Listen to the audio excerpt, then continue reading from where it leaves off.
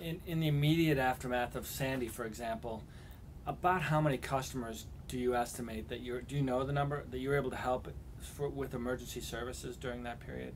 Hundreds. Hundreds. Hundreds. There was so much just happening.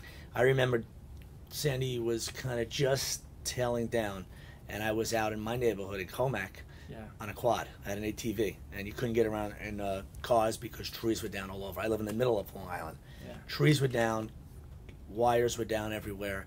The Long Island Power Authority was, scrambling to try to keep us energized. 90-some% of Long Island was out of electricity. We were operating here for about 9 days without electricity, no heat, flashlights, coats. People just breathing. You could see the smoke coming out of their breaths and handling the phones. And we got hundreds of phone calls. And as I drove around on my ATV, I would see trees on homes, and I would actually get out and, see people with chainsaws and talk to them, and we can get you some help. And at first, it really wasn't about operating a business. At first, it was about, helping Long Island get stabilized.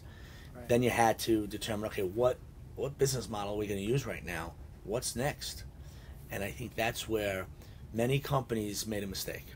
Okay, number one, you had the challenge of storm chasers coming up to our area.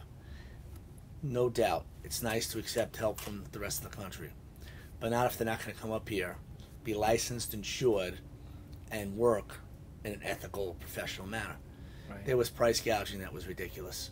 Someone taking a tree down from one house, it was $1,500, and same situation, $3,500, same company, just able to get what he can get.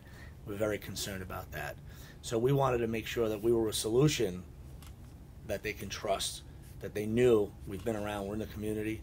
One of the things I did right away was I got out into the media, and I was on many radio stations, newspapers, and I was interviewed about what's happening, what should people look out for, and I kept saying, make sure you're using licensed and insured contractors, use local contractors, use guys that have been here, will be here long after, okay?